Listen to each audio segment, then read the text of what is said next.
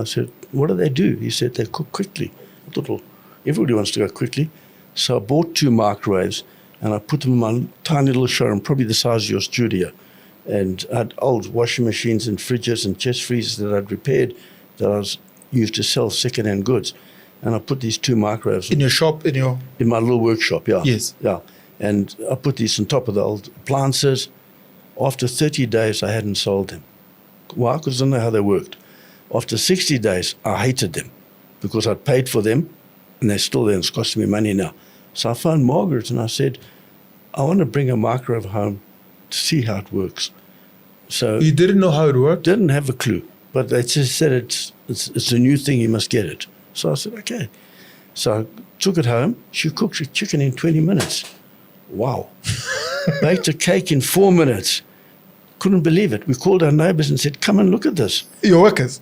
Our neighbors. Your neighbors, because yes. we did it on a Saturday afternoon. Yes. And the neighbors come in and said, you've got to tell people about this. This is amazing. So and I can never remember how many people we invited, but we invited couples to come to have a dinner in our showroom. And Margaret and a friend of ours, they did a starter, they did a main course, they did a roast chicken, they did a leg of lamb, they cooked a cake in a shoebox in 4 minutes, and we invited the people to taste the food. One man said to his wife, would you like one? And she'd say, I'd love one. Now, as I said, I never remember how many people we invited, but if it was 13 couples, 11 couples bought microwave that night. I thought we had made for life. Couldn't believe it. And it must have been expensive then, according to, it was a new invention. Yeah, but it was, I don't know, probably about 400 Rand, 500 Rand. That was a lot of money back then. It was, because it was convection, it was top of the range microwave, eh? Yeah. And I was still doing repairs. So I'd go to a customer's house who had bought a microwave and I'd say, wow, how's the microwave going?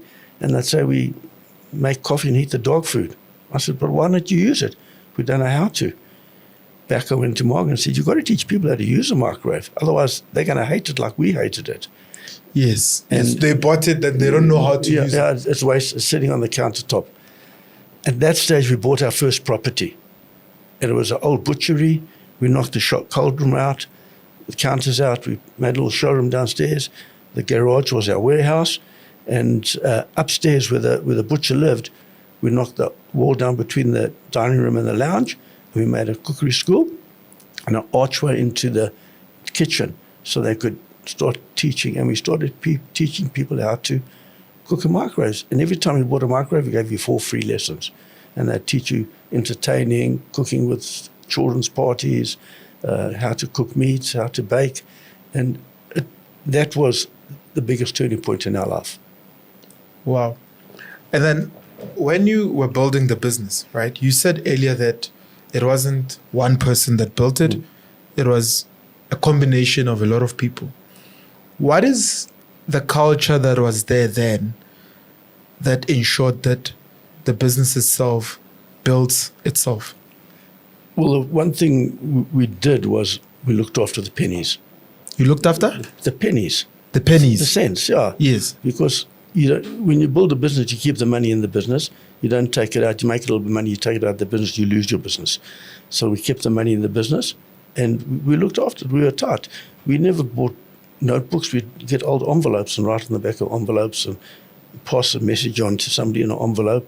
We were tight. We looked after money very, very carefully, and fortunately it grew.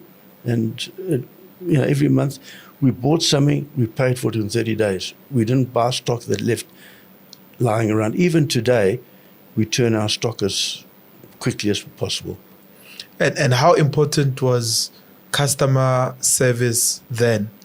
And what were the strategies that you implemented to ensure that you maintain high standards when it came to customer service? Politeness, courtesy, customer comes first. Without customers, we don't have a business.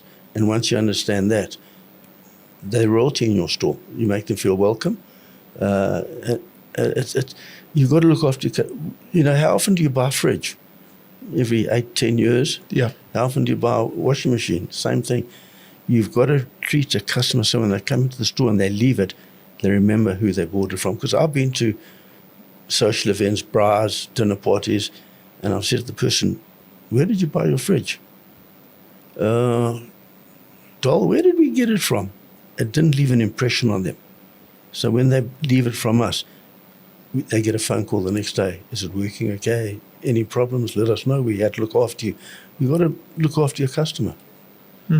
So, but over the years, while looking after the customers, doing business, retail has been changing. I mean, it has changed You've dramatically noticed. over the years. How have you adapted to these changes as No, a you business? have to adapt. You know, you can't stay in the same groove because you just go round and round. You've got to social media, online shopping.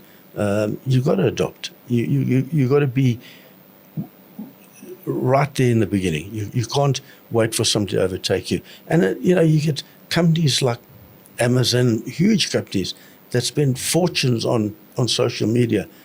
And in our own way, you just got to do something different.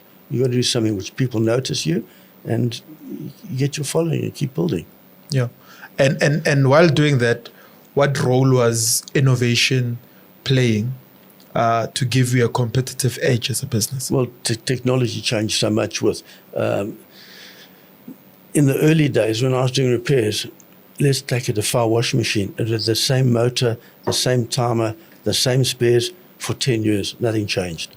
And it was a 5 kg washing machine. That's it. Now you get 5 kg, 6 kg, 7 kg, 8 kg. You get combination washer dryers. Some spin faster. Some use less water. Technology has changed so much. And if you don't have your finger on the pulse, you're going to be left behind. You just got to find out what the new features are and educate your team so they know. But it sounds like also you had a certain level of love for refrigeration. Did that develop when that man who picked you up said, fix fridges? Like my father planted a seed in my head, he also planted a seed. And, these seeds grow. And when you think of a fridge, it keeps your food fresher for longer. And if you put food in your fridge and keep it at the right temperature, it's going to save you money at the end of the day. Yes. And I'm sure leadership might have played a role in leading. When we were talking earlier on, and I asked you how many people do you think you've employed in the last 45 years? The number was between 50 to 100,000, right? People. What are the leadership principles that you think have guided you throughout your career? Did you even think you were a leader when you started? No, never. I've never had dreams of making money. I've never had dreams of